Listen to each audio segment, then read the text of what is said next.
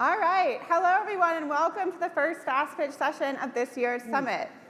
Today's session is the first of two parts on reimagining our low-emissions future.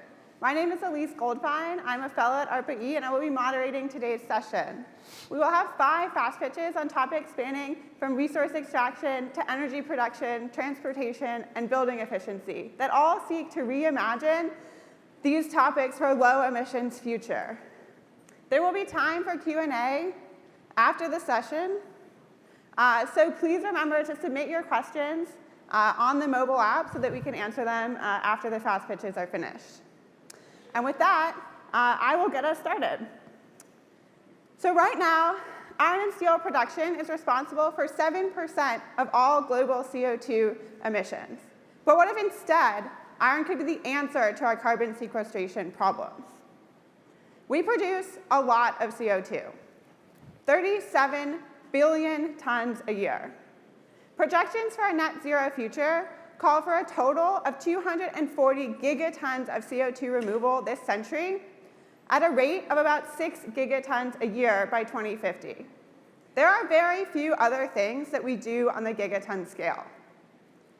Iron is one of those things. Last year, we mined 3 gigatons of iron ore globally to produce 2 gigatons of iron. We mined more iron than all other metals combined. And right now, the iron mining industry is emissions producing. But what if instead we could store CO2 during the mining process? If for each of those 2 billion tons of iron, we could store 3 tons of CO2, then we could potentially draw down 6 billion tons of CO2 a year. That's 16% of our current global annual CO2 emissions and the entirety of that 6 gigaton per year rate predicted to be needed in 2050. So how would carbon negative iron mining work? Through a process called carbon mineralization. In the mineralization process, calcium, magnesium, and iron ions in rocks react with CO2 to produce carbonates. The carbonates are solid and stable, so they provide a safe way to store CO2 long term. And this process occurs naturally, but it can also be applied to mining. Now, the ore that we dig up doesn't contain only the material we are trying to mine. The material of interest is a component of the rock, and the rest is waste material. In iron ore, for instance, it's composed of iron oxide, our material of interest, and silica, the waste material. So to apply carbon mineralization to mining, CO2 would be reacted with the ore to convert the waste rock that contains calcium and magnesium into carbonates, and thereby store CO2 in the rock, while at the same time, iron is extracted. Now, this would work by either injecting CO2 into the subsurface to react with rocks underground, or by digging up the rocks first and reacting them with CO2 at the surface. We will need to overcome several technical challenges in order to apply mineralization to mining at the large scale. These include increasing the reaction rate of the mineralization reaction. While pilot studies have shown that 95% of injected CO2 can be mineralized in less than 2 years, meaning that this geologic process can be harnessed on a relevant timescale, the reaction rate varies widely with rock and site, so more work is needed to speed up and control the mineralization reaction. Also, when applying this technique at the large scale needed for iron extraction, there's the potential for ancillary consequences, such as induced local seismicity, heavy metal contamination, and high water usage that will need to be addressed in order to safely implement this technique. And because CO2 sequestration is one of the goals, we'll need to develop new strategies for measuring and verifying the amount of CO2 that is sequestered during the mineralization process. Now, the ARPA-E Miner program has already begun to demonstrate the effective use of carbon mineralization in the mining of critical elements like copper, nickel, and rare earths. And while these elements are extremely important, we mine just a fraction of them compared to iron.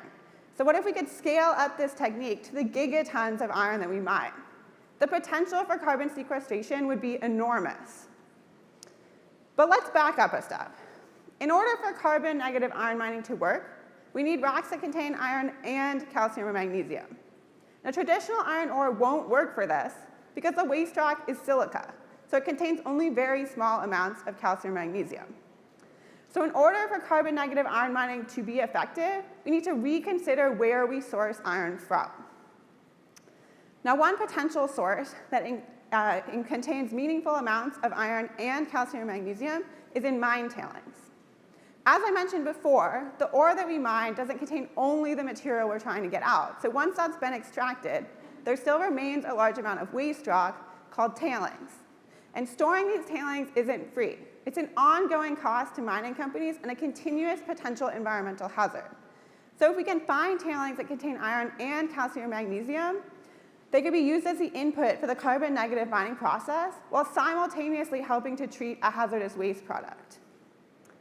Now, one example of tailings that have a high potential for carbon sequestration is asbestos tailings. We mine very little new asbestos these days for obvious reasons, although I was surprised to find in my research that this number is not quite zero. Nevertheless, the tailings from old mines still remain. There's an estimated 4 gigatons of asbestos tailings sitting around globally. And these tailings contain about 5% iron oxide and 40% magnesium oxide. So if you do out the math, that means they have the potential to store about 8.8 tons of CO2 per ton of iron oxide in the tailings. So if we could extract all of the iron and mineralize all of the magnesium in the 4 gigatons of legacy tailings that we already have, we could potentially produce 0.2 gigatons of iron and store 1.8 gigatons of CO2. And that's just one example. The tailings from mining copper, chromite, diamond, nickel, and alumina, just to name a few more, are all conducive to carbon mineralization and contain iron. And there's now 140 billion tons of legacy tailings from these types of materials, giving them the combined potential to store a staggering 20 gigatons of CO2. Now, another potential and maybe even more impactful source is virgin rock that contains relatively high amounts of iron and calcium and magnesium together. The mineral olivine is a prime example. An average sample of olivine contains 11% iron oxide, 2% calcium oxide, and 36% magnesium oxide, giving it the potential to store 3.7 tons of CO2 per ton of iron oxide. So if we could get all 2 billion tons of iron a year from olivine-type rock, that means we could potentially store 7 gigatons of CO2 a year, every year going forward.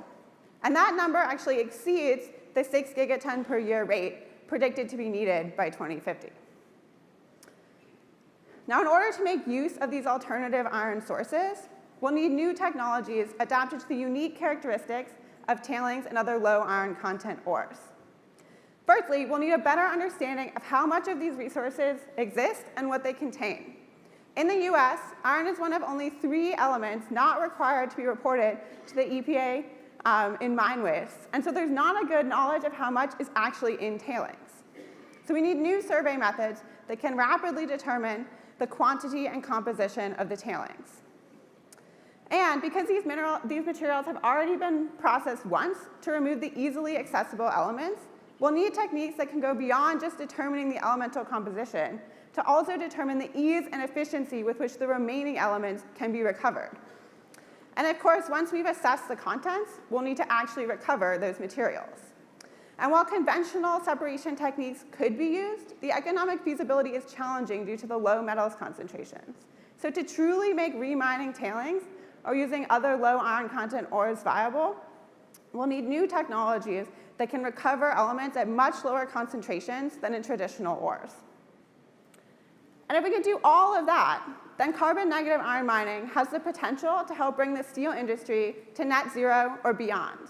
The steel industry is notoriously difficult to decarbonize, and ARPA-E is currently running a program, ROSI, that's focused on decarbonizing the iron and steelmaking portion of this process. What I have proposed here goes even further back in the supply chain and focuses on the mining of the iron ore itself. While the processes developed in ROSI can bring steelmaking to zero emissions, if we could make the extraction of the ore carbon negative, then we could make the steel industry not just net zero, but carbon negative itself. So combining The gigaton scales of CO2 we produce with the gigatons of iron we mine provides an unparalleled opportunity to store CO2 on a scale unrivaled by any other industrial process, all while transforming a billion-dollar industry. If you are excited by the potential for carbon-negative iron mining, come talk to me at Coffee with ARPA-E tomorrow morning, or send me an email at the address listed here. Thank you.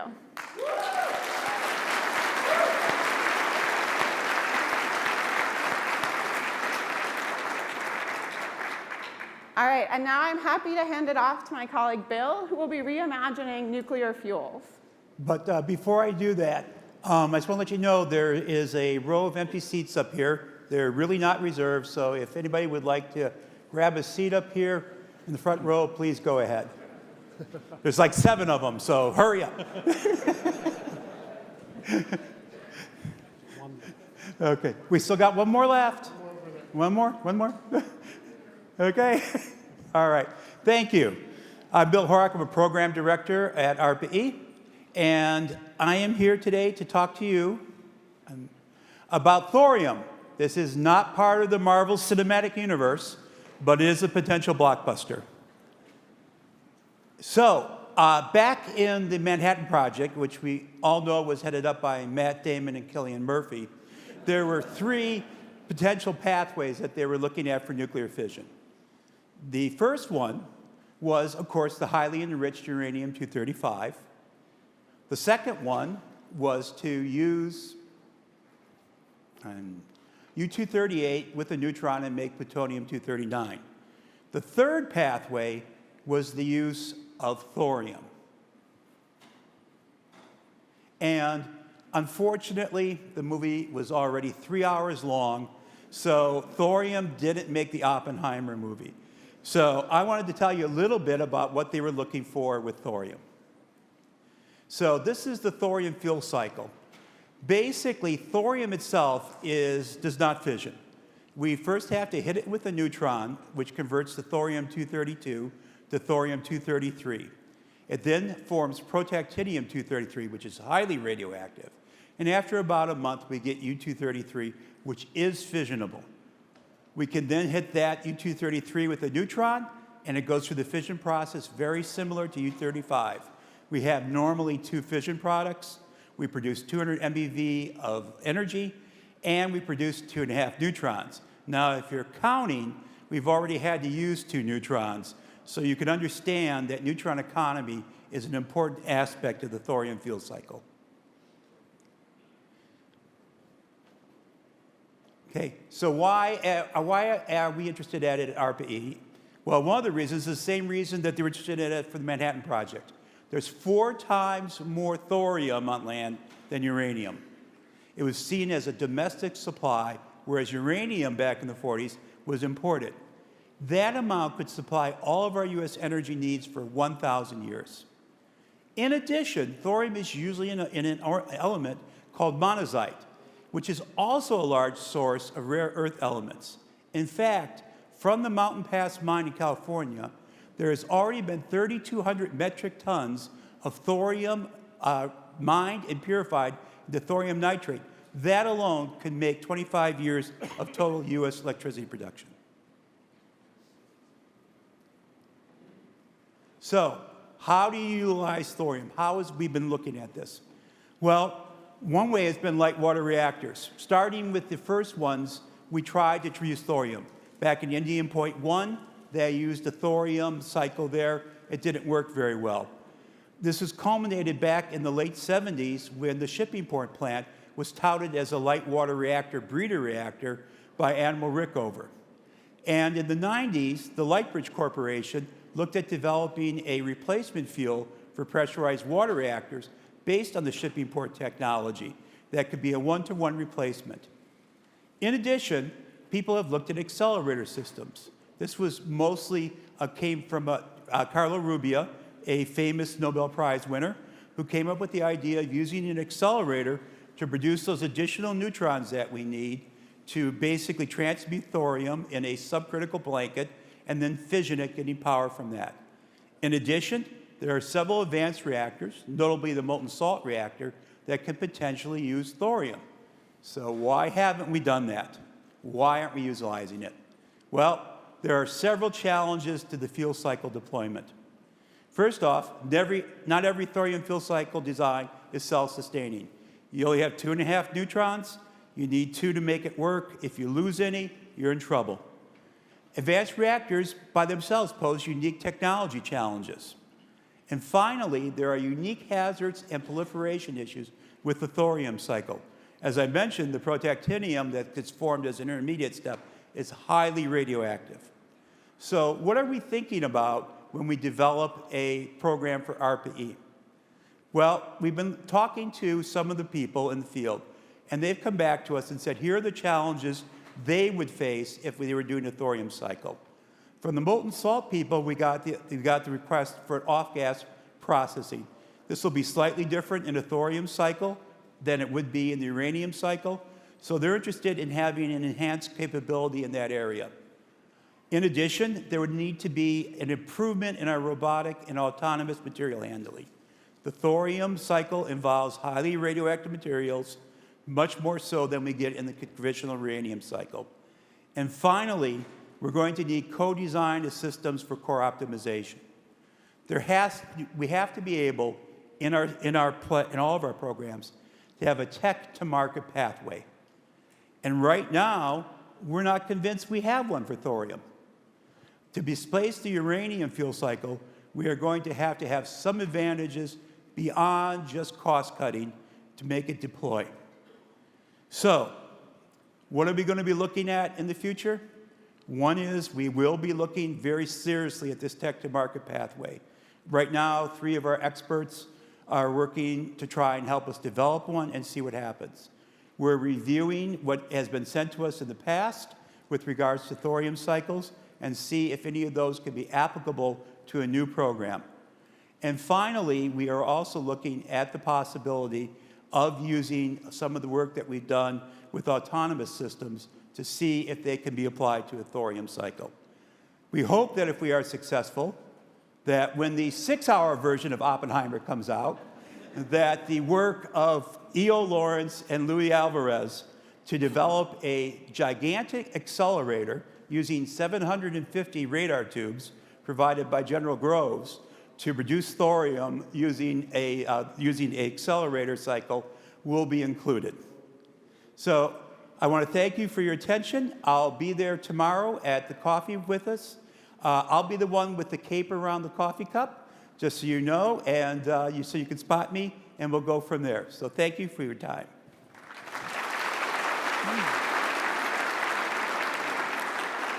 I'd now like to introduce my colleague and fellow program director, Dr. Ahmed Diallo. Thank you. Thank you, Bill. Thank you for the nice story.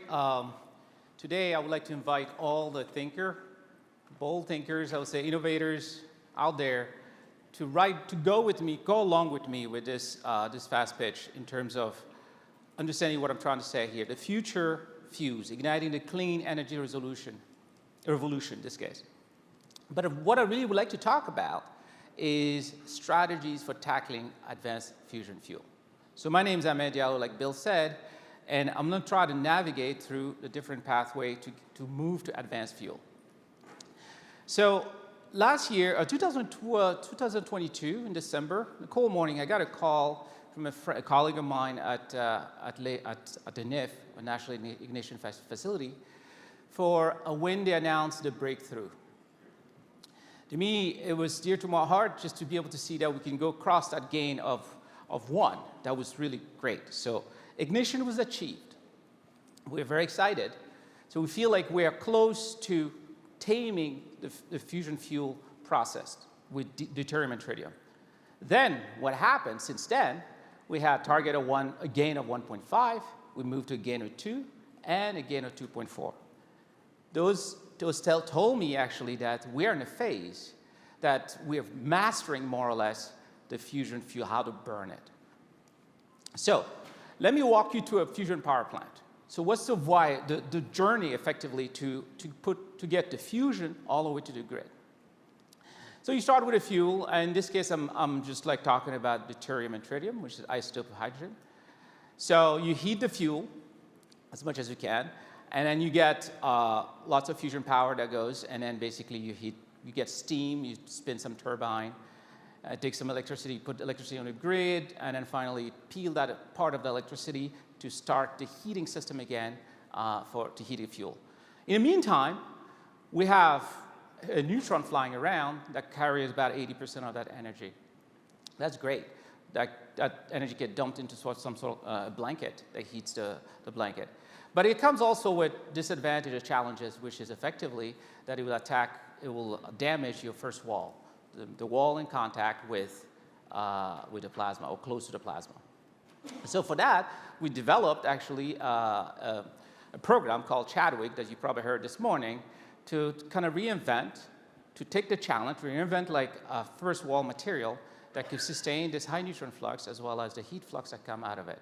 Basically to make a fusion power plant economical where you don't have brittle material. So this is ongoing, and I'm proud to announce that really things are moving along. I'm interested to see more.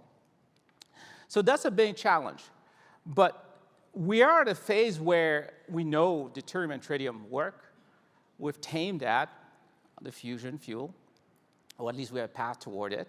And deuterium and tritium overall is what we've been doing for the past 60 years as a fuel. So I want you to think back and say, okay, we use this fuel, we know the challenges, we have neutron coming out and high heat flux, and the physics challenges were met, but as we move toward putting electricity on the grid, we have a lot of other engineering challenges. I spoke about the material challenge, we'd have to deal about the fuel cycle, how are we gonna get tritium, as we move toward the goal that is a fusion power plant and put electricity on the grid. Now, that's the engineering challenges. What if we sidestep the problem and look at advanced fuel? And on the bottom, on the horizontal axis here, I'm looking at more the physics challenge. We look at advanced fuel, and I'm gonna tell you what it is. What if we just go attack the advanced fuel from a physics point of view, and once we're there, the trade-off is gonna be face the physics challenge, but then the engineering challenge becomes pretty straightforward. So in terms of fuel, advanced fuel, I'm going to speak about two. There are a lot of other advanced fuel. The main ones are proton and boron. And then you can see in these fuels what you have at the end. You fuse proton and boron, you get charged particle, the alpha particle. You take deuterium and helium-3, you get charged particle 2. And what you do not see here is neutron.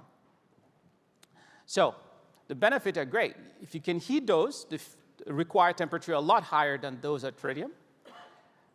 But the benefit would be no neutron, and you've charged particle that could bypass the steam cycle completely and go put electron on the grid directly. But there's no free lunch. The challenges are clear. As you start heating this fuel at extreme temperature, you have what's called the radiation loss. And direct energy conversion from the charged particle is not mastered yet. And the helium-3, that's the fuel supply availability that we need to tackle. I'm going to speak to that a little bit. So the first challenge is what's called the Bremsstrahlung loss. That's the radiation that basically hampered you from getting more energy in, and more fusion power, because you lose more energy through X-ray emission. Now, one can think about it. Most of the emission is due to electron. What if you reduce the electron temperature by 10x? To be able to reduce the Bremsstrahlung. That's one path, just a solution, one solution, the physics solution. But we need to figure out how to do that from a physics point of view. So basically, we go through a non-equilibrium plasma route. The second one is direct ion capture. So these ions are flying at MeV. They are energetic ions. Now you can capture them and go to an inductive system and put electricity on a grid. Or one can think of a conduction system MHD approach and put electricity on a grid. There are other approaches, but you can think a reverse approach of a linear accelerator where the ion comes in and then you put a bunch of electrical grid to capture the ion. That's just a thought. Finally, the fuel supply. So how to mitigate, so as you know, for example, one way to mitigate the fuel availability of helium-3 that I mentioned earlier, we know, for example, deuterium is abundant. When you have deuterium fuse, we have two paths. You can either get helium and a neutron, low energy neutron, or tritium and a proton. But what if you can spin polarize that fuel and then bias your reaction rate to only one of them, that is helium. So then you get helium-3 for free, with a low energy neutron that we can handle right now. That's one availability, one approach. So we need to figure out how to spin polarize this fuel and then use the spin polarization to extract helium-3 to be able to do a d-helium-3. That's one path. Last path is the most challenging one, is more like sci-fi one, which is let's go to the moon and mine helium-3. It's abundant on the moon, and we've talked about energy abundance, so we look for fuel that are abundant, but we'll probably have to go to the moon and find all the logistics around it. So these are all ideas that I'm interested to see, to have like bold thinker look at it, and we'll sidestep the engineering challenge that we have at deuterium and tritium and look at the physics challenge. So I invite everyone, and feel free to come chat with me tomorrow morning at the ARPA-E coffee or right after this fast pitch. Thank you very much.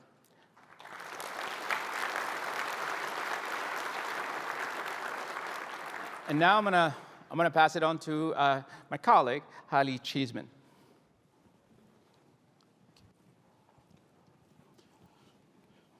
Well, thank you, Ahmed, for the introduction, and good afternoon to you all. I'm going to be talking to you about reinventing the automobile.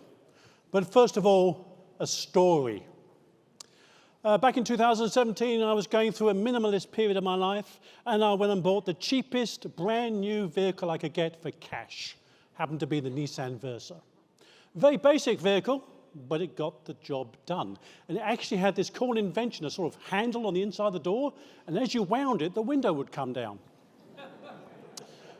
Unfortunately, this Versa didn't survive COVID, so because I was working on EVs, I thought I should go and get an EV, and I went and bought the cheapest EV I could find at that time, a Chevy Bolt. I love this vehicle. It's got 260-mile range and exceptional acceleration. One of my hobbies is leaving fancier vehicles behind when the light goes green. To get more serious, last quarter of last year, a Chinese company called BYD sold more EVs than anybody else in the world. Earlier in the year, they'd introduced this car called the BYD Seagull. I will let you ponder the poetry behind the word seagull. But as you see, it's $11,400. It's got a 190-mile range. And even if you allow for the tax rebate, it's a vehicle that's being sold for about $16,000, which is the same as the lowest priced ICE that you can buy in the USA today. If we conclude anything from this, it should be, we are in trouble, we are being beaten. So we get to ask a question during the summit as program directors, what if? What if we could create an EV with fantastic performance, range acceleration, meets US safety standards, zero operational emissions, because that's the point of EVs, high desirability, think the Mini or the VW Beetle, think iconic, think maybe that sexy Fiat 500. And what if we could do that for a cost of $12,000? We could give this a working title of EV 12K, leaning into the acronyms that ARPA-E loves so much. At $12,000 cost, we could sell it for $16,000. That would be an EV in the US, the same as the lowest priced ICE and competitive with China. And that's what this presentation's about. So to calibrate us a little bit, what might the market be? We've got to choose the markets properly. 2/3 of households have 2 vehicles or more. One is that large vehicle that you go to the beach or vacation or visit grandparents. One is a smaller vehicle used by the spouse, maybe with the shortest commutes, maybe going shopping, picking up the kids from school, or maybe those occasional date nights. That's the vehicle we can target here, not least because it spends a lot of the time in the garage, potentially connected to the grid. Let's calibrate ourselves on cost. The blue bars here are the ICE costs for different parts of a car. The orange bars are the incremental parts for an EV. Yes, of course, the battery is the problem, but it's not the only problem. So when we talk about innovation in this space, we have to attack everything, not one individual component. So where should we go for direction and inspiration? Well, like many people before me, let's look at the Model T that changed the world. Introduced in 1908, the blue bars here represent the production on an annual basis, so that within 15 years, they were making 2 million of these per year, and they had 60% of the world market share. And look at the cost, and these have been adjusted for today's dollars. The average cost of a car back in 1908, 1909 was about $60,000, about the same as an ICE today in the USA. And they introduced their vehicle at $28,000, $29,000. Look what happened to the price. After 14, 15 years, the price was the equivalent of $6,000. The Model T was a very successful car. Why? Because it had a series of innovations that came together. You need innovations, but you need to combine them together. We had vanadium steel that allowed the Model T to have the working components, things like cogs and shafts, reduce their weight by 60%. That allowed them to design a new gearbox and transmission. That allowed them to have a vehicle that could be made on one of the world's first ever automated production lines. All those things came together along with experience. This was the Model T after all. We'd already had A through S. So with great leadership and great people, these things coming together are what created the success here. And I want you to come and talk to me. You've already heard the speech, to work out how we might think of ideas here together. Let me share two ideas with you. Did you know that the VW Touareg, an SUV, shares the same chassis as the Lamborghini Urus? That's incredible. How can we take that idea and expand it to the future of automotive manufacturing? This car sits proudly in the foyer of DOE headquarters. It's a Shelby Cobra, and it was developed using a lot of 3D printing by Oak Ridge 9 years ago. So here's my challenge to those who think about such things, the gauntlet thrown on the ground. It's time that robotics and 3D printing work for us, not just making fancier vehicles, but making vehicles that could be more affordable for all of us, helping us get to our EV12K. Second idea, batteries. Of course, we've got to talk about batteries. Battery cost has come down significantly. Chevy Bolt, maybe about $8,000 or $9,000. We have a program called EVs for All. You can visit the performers in the exhibit hall later, trying to reduce the cost of the battery significantly. That will be aisles 1100 and 1200. But what's the cheapest battery in the world? What's the cheapest battery? Well, of course, it's batteries not included. We have bought many devices over the years that came batteries not included because that's the cheapest way that they could be offered for sale. How can we achieve that? For an EV, we still need a battery, right?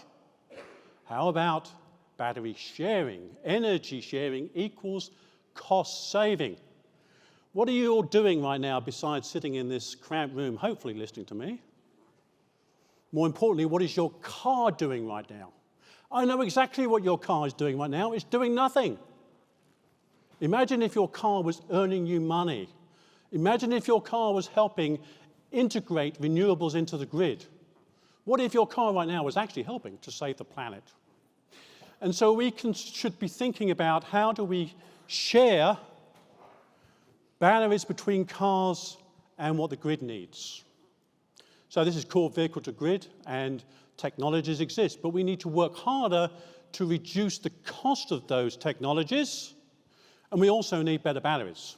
Hey, I'm driving a car, I need 200,000 miles. If you're a utility, I don't want you using my miles, you need your own miles. So we need batteries that last 1 million, 2 million, 3 million miles, and those batteries people are starting to think about.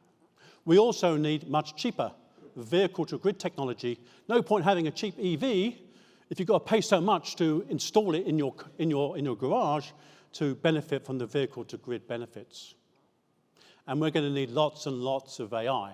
If we're talking 200 million vehicles spread across 3 million square miles, 10 terawatt hours of energy storage, we're going to need a lot of AI to get that to work. So that's my presentation. We need EV12K to match China and have vehicles, EV vehicles, the same cost price as ICEs. There are many innovation opportunities. I've just talked about 2 areas, and I want you to come and talk to me about them end of this session or at coffee tomorrow. So thank you very much for listening to me. I'll say now for something completely different, I'd like to introduce my colleague, Dr. Jungho Kim, who's going to talk to you about the power of nothing. Very good.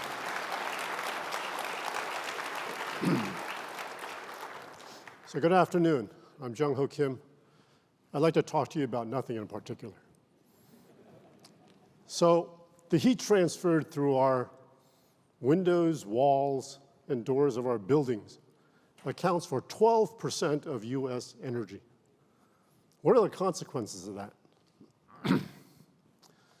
This wasted energy costs $500 per person per year and results in half a gigaton of CO2 emissions.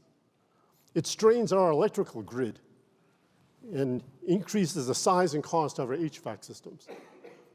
What if we could insulate our buildings so well that we could drive the size of this HVAC system down to a minimal value or perhaps eliminate it altogether? What if our buildings could be heated using just the waste heat from appliances, lights, and computers? Or if our buildings, once they were cooled at night, wouldn't need cooling during the day? What if our buildings were so resilient that it wouldn't matter if the power went out or if the small HVAC system that was required died on the hottest or coldest days of the year? Any technology we develop to meet these goals needs to be retrofittable to the vast majority of buildings out there. Excuse me, I have a slight cold. Because we have this building stock, because we have this existing building stock and we can't build fast enough to meet our housing crisis, low-cost, renewable, retrofittable, highly insulated technologies are needed today, so they become the default choice of building owners when the time comes to make renovations.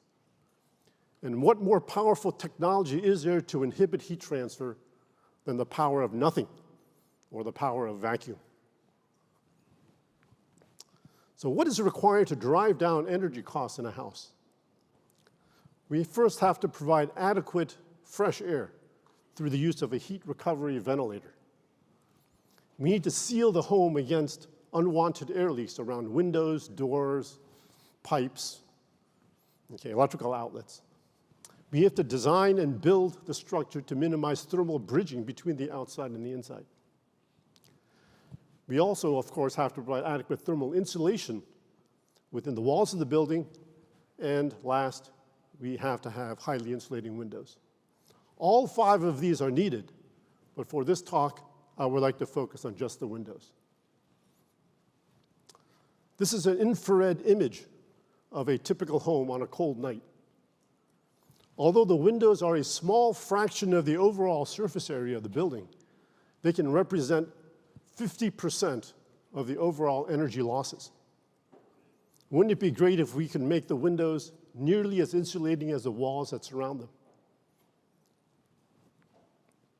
This is something that we can do. This zero energy home illustrates what can be achieved in new construction with highly insulating walls and windows. The challenge, of course, lies in retrofitting our existing windows, or our existing buildings, so they are just as energy efficient. The holy grail of windows is the vacuum insulated glazing, or VIG. In a traditional dual pane IGU insulated glass unit that you probably have in your home today, the primary resistance to heat transfer is provided by this gas layer that's between these 2 glass panes.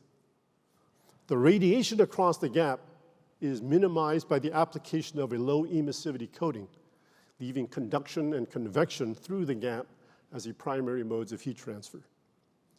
In a VIG, this conduction and convection is also eliminated by pumping out the gas to a pressure of about 1/1,000,000th of an Earth's atmosphere, leaving the conduction through the tiny spacers between the panes and the edge seal as the remaining mode of heat transfer.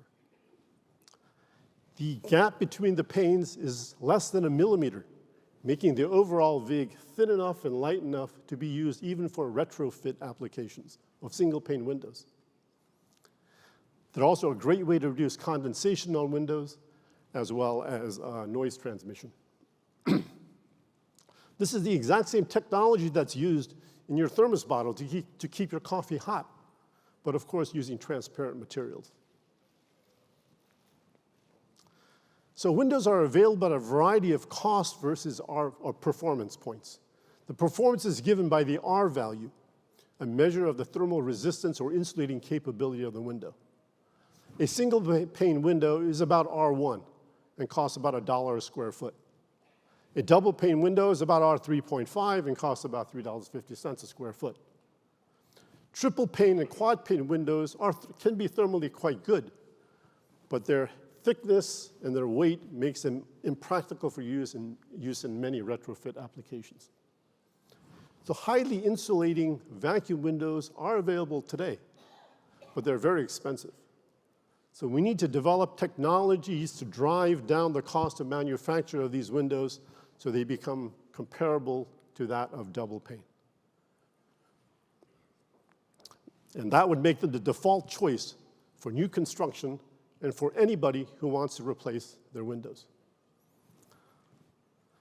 So why are VIGs so expensive? Well, it turns out that the manufacturing process used to make these take too much time. You can't produce them in large enough volumes to justify the initial capital investment. A single dual pane IGU line is about $3 million. It can produce 2 million square feet of glass a year, approximately 1 unit every 30 seconds. So we have to drive VIG manufacture to be just as quick.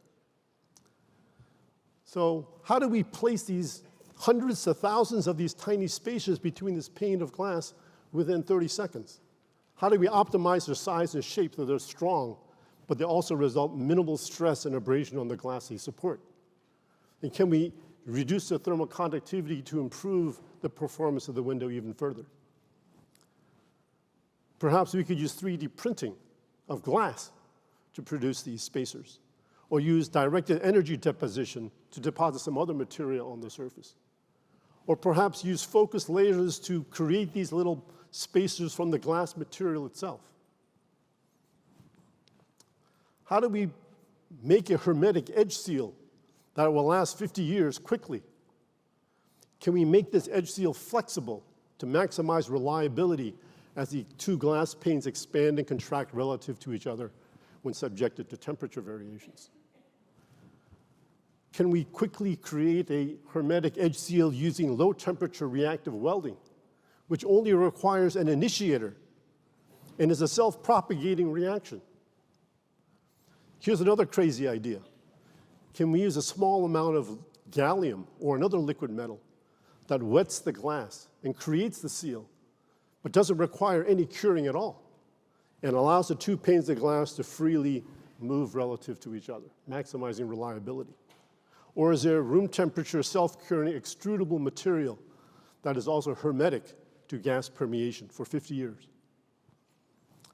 And finally, how do we produce a high vacuum without the hours of bake-out time that are typically required to drive off adsorbed gases, water, and organics from the surface of the glass panes?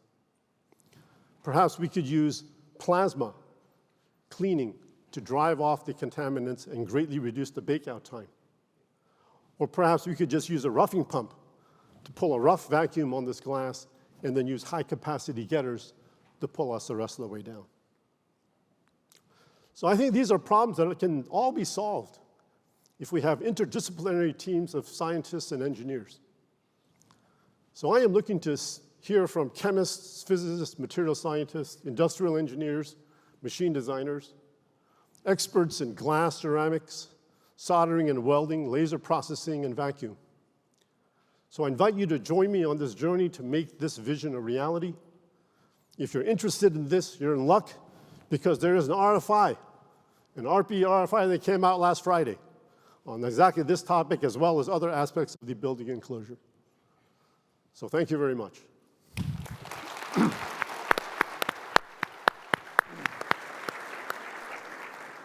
Give it back. All right, thank you very much to all of our fast pitchers today. A reminder that we will be taking questions, so please submit your questions on the Summit's mobile app so that we can answer them during the Q&A portion. So we do have several questions that have come in during the presentations. So I'm going to throw the first one to Bill. We have a question. Does the current DOE support of the plutonium generated from the uranium fuel cycle make the thorium fuel cycle less attractive? I wouldn't say it makes it less attractive. It makes it more challenging for us. As you know, as I emphasized before, we need a tech-to-market pathway. And so for a thorium fuel cycle to displace or supplement a traditional UMOX cycle, it's going to have, at the very least, economic advantages. And what that amount is, we don't know right now. The second thing is, of course, the system is set up right now in terms of the proliferation. It's set up with inspectors, they count fuel rods, they do various things. It would be very different for a thorium cycle. So there are challenges out there, but we think that there are technical solutions to those challenges that would make a thorium cycle possible to go to market. Thanks. All right, so now we have a question for me. So the question is, how can you avoid iron mineralization while mineralizing the waste compounds? So this is a great question. So as I mentioned, iron is one of the elements that will readily form carbonates. So in that case, you likely are going to carbonate your iron, and so the carbon that's going into forming the carbonates of the iron will not be carbon that is sequestered. However, forming carbonates, they're actually easier to process than many of the minerals that currently make up the ore that we are processing. They're softer and easier to separate from the other types of materials. So it could actually help to reduce the energy input into sort of the grinding and comminution portion of the mining process. So while that CO2 that forms into the carbonates that are part of the iron compounds would not be sequestered, it could still help to reduce the energy input to the overall process. All right, I have a question for Halle. How important is vehicle to grid to the overall need of energy transfer in the US and to the stabilization of the grid? Well, I think everyone's been involved in some of the conversations that talk about how inadequate our current grid is. Oh, and by the way, we're going to increase our grid needs over the next 20 years by maybe as much as 2 or 3 times. So we have to solve the problem of just energy. Oh, by the way, we want to solve the problem of energy with renewables. And renewables are intermittent. So I don't see how we get there without energy storage of some shape or form.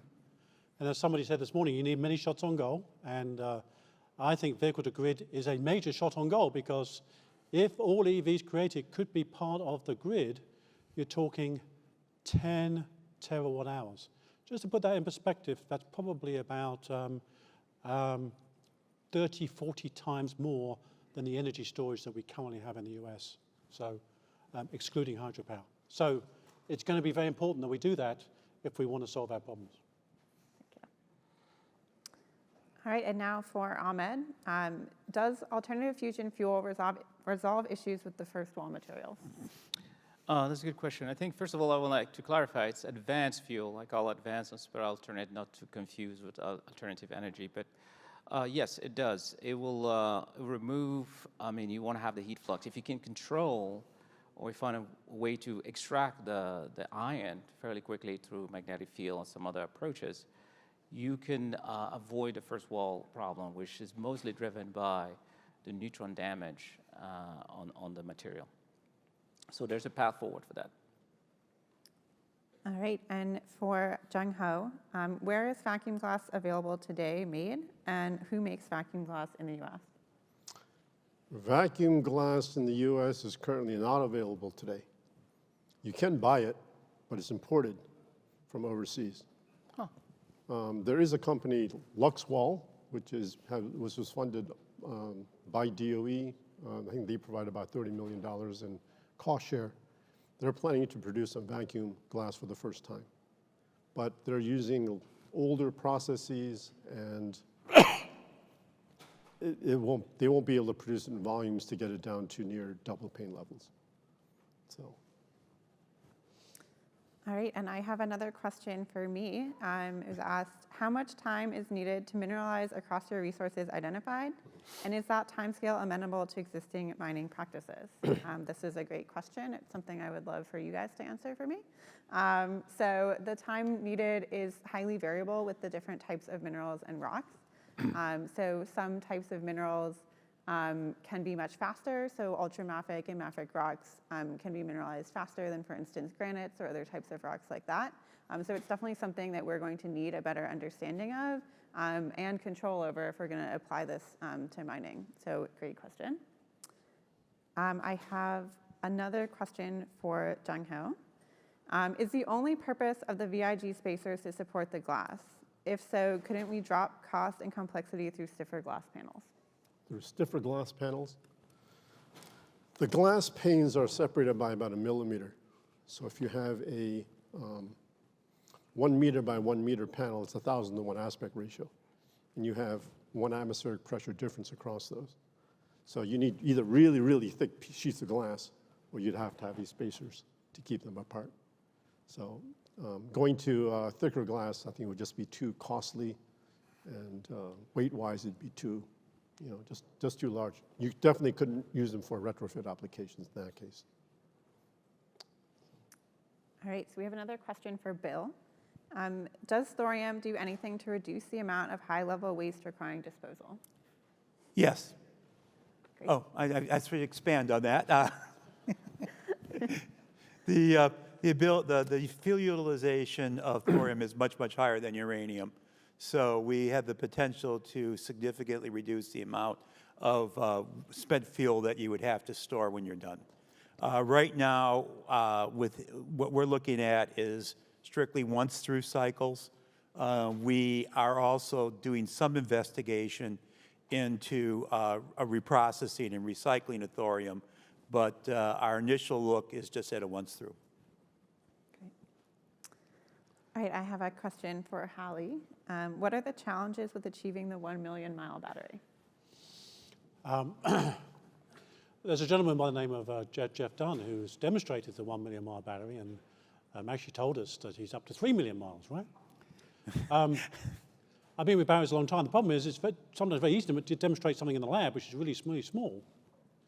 But when you get to really big things, you've got a whole series of new variables to take into account.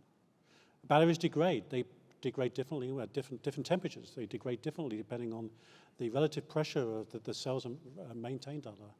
So, it's great to have some R&D that says this could be possible. Going through the whole development process and proving it in bigger and bigger scale under many, many different conditions is where the challenges are. Great. All right, Ahmed, I have another question for you. Can beam target fusion be used to take advantage of the resonance peak in PB11 fusion? That's an excellent question. Yes, the answer is yes. It's been thought about, and yes, we need more experiment to verify that, because what you have a very narrow peak in a cross section of PB11, for instance, that makes it like as soon as you stray away from it, you lose your fusion performance. So I would say definitely there's a path forward there to take advantage, and that's going to allow you to remove the Bremsstrahlung effect, the radiation loss. So absolutely, those are great ideas and just need to be tested. All right, Jungho, we have sort of a follow-up in the last question. How large are the spacers, and won't people object to having them in their field of view? Oh, good question.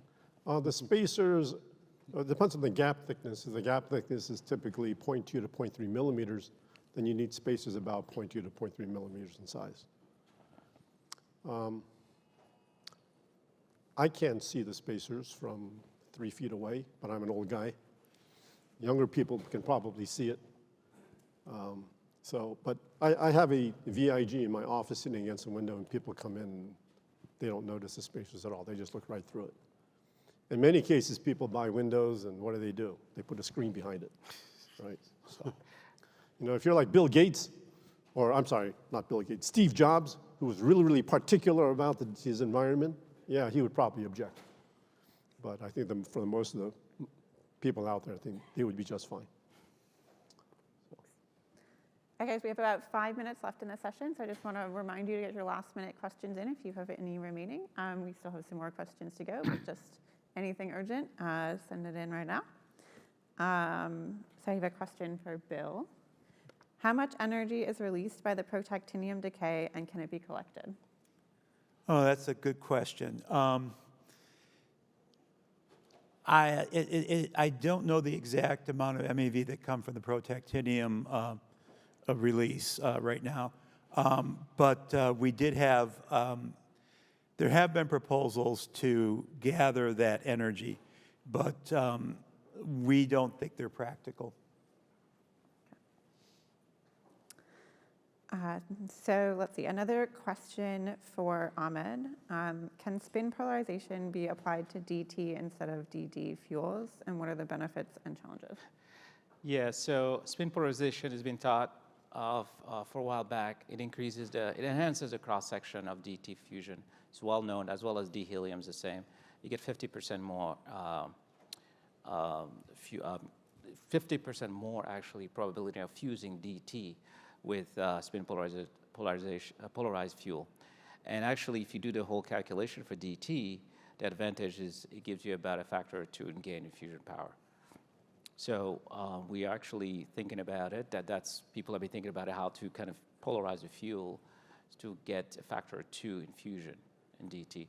But the main challenge remains, that would be the neutron. I mean, the only advantage you might get out of spin polarized DT fusion, I would say, beside the factor or 2 gain in fusion, would be that you would not have an isotropic distribution of neutron, and it might just be polarized, in which case you can bypass more or less having to have the blanket cover the whole first wall, or right behind the first wall. You can have like, because it's going to be not going to be isotropic anymore, you could have a region where you have thicker blanket. So that's an advantage, but that comes with the engineering challenge, how you do that exactly. And then you have to also guarantee that the recycled fuel off of the wall remain polarized. So otherwise, you can have a mix of both DT fuel, polarized and unpolarized. These are engineering challenges that need to be addressed. But otherwise, yes, it can be done, and people are thinking about it for DT. All right, for Halle, we have a two-part question. How does vehicle-to-grid technology impact the lifetime of the vehicle battery? And how should this be considered when implementing vehicle-to-grid? Well, first of all, I think that's the kind of investigation that needs to take place as part of any, certainly any ARPA-E initiative. You know, generally batteries degrade more if you push them harder. So you're going to have to make sure that you manage how the battery is being used in the vehicle and how the battery is being used when it's connected to the grid. And I think that's really where the AI piece comes in, of being able to compute what that's going to look like under a whole series of different situations. You know, I sit and try and think about what could this really look like, and I get sort of exhausted after about an hour thinking. It really is going to need a very detailed approach. Just imagine, you know, 200 million vehicles spread over 3 million square miles operating 24/7, you know, 52 weeks of the year, and making sure that there's going to be enough life for the driver and there's going to be enough energy for the grid. This is really going to be distributed energy storage in a way that we've never seen before. All right. So I think we probably have time for one more. Was there a second part, or was that the second part? That was, you answered both of them. Okay. Whoever asked the question, come and talk to me afterwards. Thank you for the question. Yeah, I think we have time for one last question. So it's for Jungho. Is there any issue with aerogel used within the vacuum space in Windows? DOE BTO has been looking into this technology. I think aerogels would be great, but currently they can't be made, and the thickness is required for highly insulating windows. The maximum thickness that I've seen aerogels being produced is about 4 millimeters.